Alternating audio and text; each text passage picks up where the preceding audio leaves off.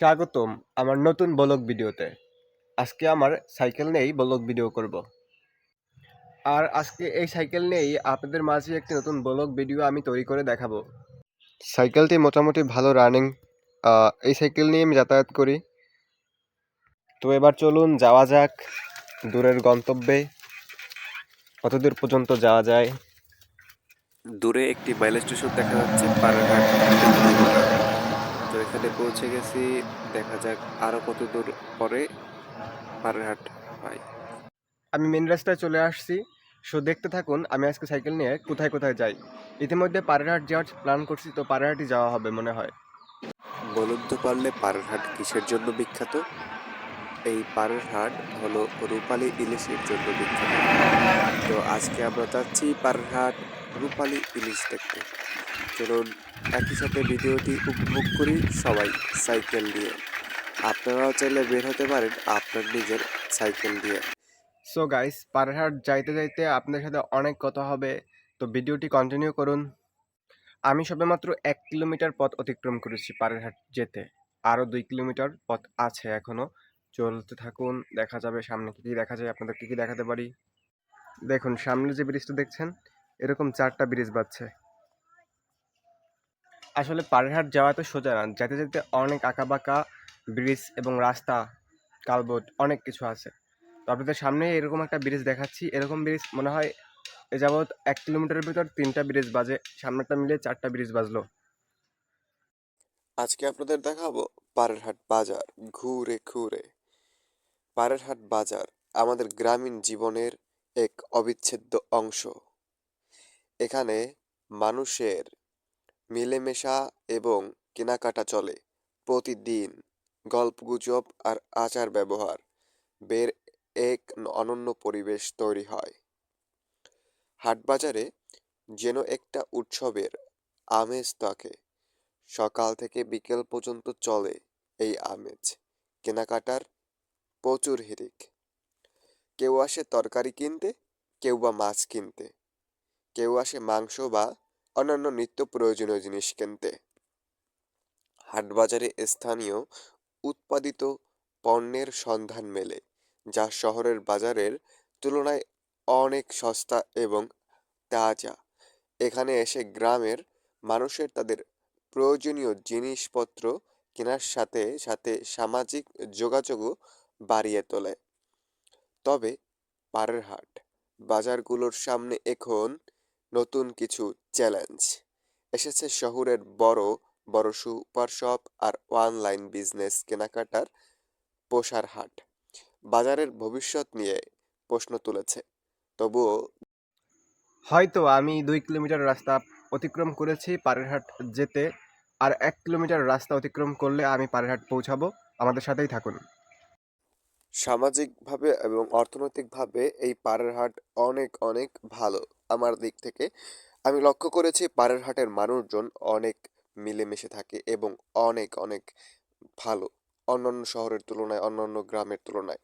তবে শহরের যে সুপার শপগুলো হয়ে পাড়ের হাটের যে বাজারের যে একটি প্রশ্নবদ্ধ করেছে, এই বাজারের তুলনায় শহরের মানুষের বেশি হিক।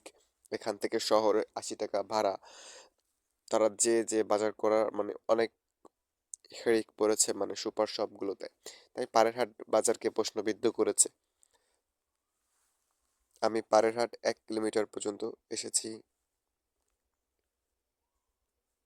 হ্যাঁ গাইস, পাড়ারহাট যাইতে মাত্র আর 1 কিলোমিটার পথ আছে। তো আর 1 কিলোমিটার আমার সাথে থাকুন এবং ভিডিওটি দেখতে থাকুন। পাড়ারহাট যাই, তারপর বাকি ভিডিও আপনাদের সাথে শেয়ার করব।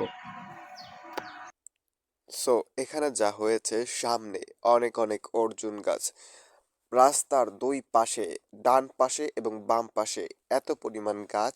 দেখতে এই জায়গাটা বেশ অসাধারণ লাগে আমার কাছে। যখনই আমি পাড়ারহাট বাজার করতে যাই, এই জায়গাটাতে 1 মিনিট হলেও দাঁড়িয়ে থাকি। সাইকেল নিয়ে যাতায়াত করা খুবই মুশকিল, আর ভিডিও করা তো আরও মুশকিল। তো আমি আপনাদের দেখানোর জন্য শুধুমাত্র আজকে সাইকেল নিয়ে বিনা খরচায় আপনাদের পাড়েরহাট মৎস্য আড়তটি ঘুরিয়ে দেখাবো। আপনারা মৎস্য আড়তটি দেখে আমার মনে হয় না আপনারা কম আনন্দ পাবেন, কারণ এখানে আছে রূপালী ইলিশ এবং নানা জাতের বিভিন্ন নদী সামুদ্রিক মাছ, সেগুলোই সকালে বেচা বিক্রি হয়। তো আমি যেহেতু সকালে যেতে পারিনি, তাই আমি বিকালে কোনখানে বেচা কিনা হয়, কিভাবে আড়তদাররা কেনে, সেই বিষয়বস্তু একটু তুলে ধরার চেষ্টা করব। এবং এখানে একটি পার্কও নির্মাণ হচ্ছে। সেই পার্ক নির্মাণ হলে আপনাদেরকে আরও ভালোভাবে পাড়ের হাট সম্পর্কে ভিডিও দেওয়ার চেষ্টা করব। যেহেতু আমি নতুন ক্রিয়েটর, তাই নতুনভাবে কিছু আবিষ্কার করতে আমাকে অনেক অনেক সময় দিতে হয়। তো আপনাদের জন্য আমি এখানে অনেক অনেক সময় ব্যয় করতেছি। আপনারা দয়া করে ভিডিওটি সম্পূর্ণ দেখুন।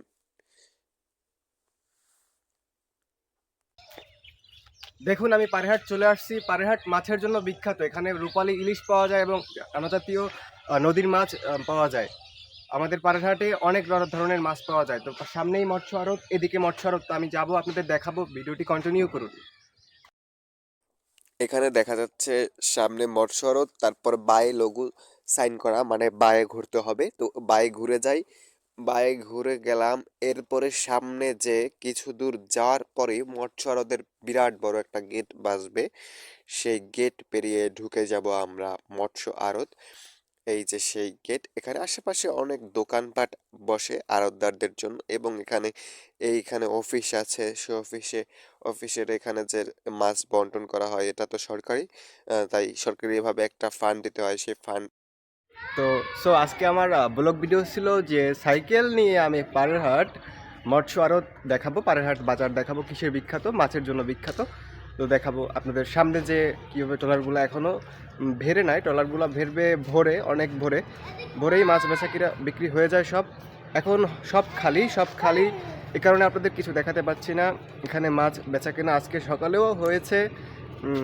দেখা যাচ্ছে যে পানি পানি পড়ে আছে, আজকে সকালেও হয়েছে। তার মানে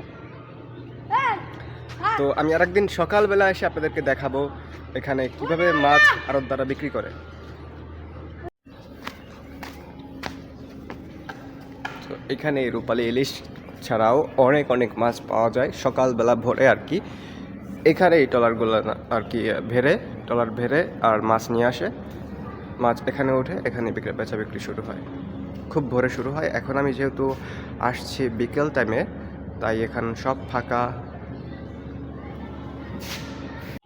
এখানেই আর কি ট্রলারগুলো ভেড়ে, প্রতিটা ঘাট আছে, এখানে 2-3টা ঘাট আছে, এই ঘাটে ট্রলার ভেড়ে এবং মাছ নিয়ে আসে এই মৎস্য আড়তে, সেখানে বসে আড়তদাররা বিক্রি করে। সাইডে যে ব্রিজটা দেখতে পাচ্ছেন, ওটি হলো পারেরহাট যাতায়াতের মেইন সড়ক ব্রিজ। এটা দিয়ে বাজারে যায়। আর এটা একটা খালের মতো চলে গেছে ভিতরে, শঙ্করপাশা ইউনিয়ন পরিষদের ভিতরে। আর এই দিকেটায় আছে কচা নদী। দেখতে পাচ্ছেন যে অনেক অনেক দূরে কিন্তু নদী অবস্থান, কচা নদী। এখান থেকে আমি জানি যে বেকটিয়া ব্রিজ পর্যন্ত, সেখানে যে কচা নদীটা একই নদী। তো আমি আপনাদের সবই দেখাবো আস্তে আস্তে। আমি সাইকেলটা নিয়ে আসি ওখান থেকে এখানে, তারপরে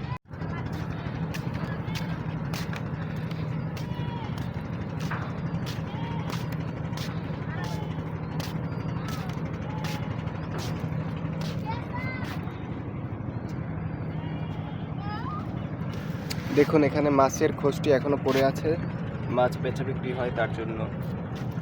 সামনেই নদী, বালুর ট্রাক। আমার পিছনে যে ব্রিজটি দেখতে পাচ্ছেন, এটি হলো পারেরহাট ব্রিজ, পারেরহাটের যে ব্রিজ। আর এটি হলো মৎস্য আড়ত। এটি হলো মৎস্য আড়তের যে প্রতিটা থাকে, ব্রিজ থাকে, সেই ব্রিজ যেখানে বসে মাছ উত্তোলন করা হয় মৎস্য আড়তে। সেই ব্রিজগুলা মাছ, এখান থেকে মাছ উত্তোলন করে ওই যে মৎস্য আড়ত, ওখানে নিয়ে যাওয়া হয়। তো প্রচুর পরিমাণে রোদ, তাই আমি ভালোভাবে কথা বলতে পারতেছি না। এর মতো আমি যে এটা দাঁড়িয়ে আছি, এটার মতো আরও 3-4টা সিঁড়ি আছে এদিকটায়, এদিকে আরও 3-4টা সিঁড়ি আছে। আর আমার ওই সাইডে আছে কচা নদী, যে কচা নদী বেকটিয়া ব্রিজ পারেন না আপনারা, বেকটিয়া ব্রিজের কচা নদীটা ওই সাইডে আছে। দেখাচ্ছি, এই যে অনেক বড় নদী, কচা নদী। তো এখানে আপনাদের ওই সামনে ওখানে নিয়ে যাব। আচ্ছা চলেন। ছোট একটি বাচ্চা ঘুড়ি ওড়াচ্ছে, অনেকবার চেষ্টা করার পরেও পারতেছে না দেখলাম। তো সোসাইট একটি বালুর জাহাজ, ওয়ার্কশপ, ফিরুজ ওয়ার্কশপ। নাইস। কিছু বাচ্চারা আছে, তারা এখন গোসল করবে, এরকম কিছু একটা করবে। এখানে সব আবর্জনা ফেলা আছে। এটি হলো মৎস্য আড়তের পিছন দিকটায়, মৎস্য আড়তের পিছন দিকটাতে একটি জাহাজ আসতেছে, মালবাহী জাহাজ হয়তোবা। সামনে যে কচা নদী,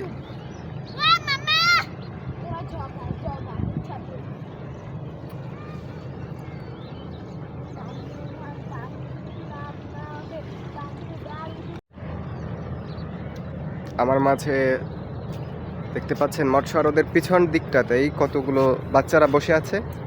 এখন হয়তো স্নান টাইম, মানে গোসল করার টাইম, গোসল করবে হয়তো সবাই এখানেই আর কি, নদীতে তারা গোসল করে।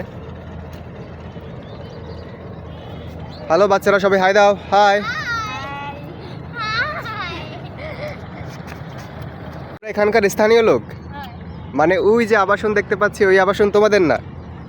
আচ্ছা, এখানে যে বাচ্চারা সবাইকে স্থানীয় লোক? এখানে যে বাচ্চারা দেখতে পাচ্ছেন সবাই স্থানীয় লোক। আমি মনে করেছিলাম আবাসনের বাচ্চারা, তেমনটি না, সবাই স্থানীয় লোক, স্থানীয় বাচ্চারা আর কি।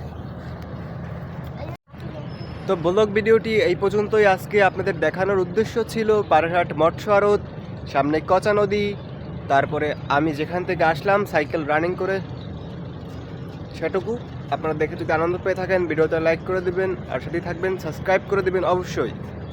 সবাইকে দেখার জন্য অনেক অনেক ধন্যবাদ। নেক্সটে কোনো নতুন এপিসোড, নতুন ভিডিও চলে আসবে আপনাদের মাঝে, দেখার জন্য আমন্ত্রণ রইল।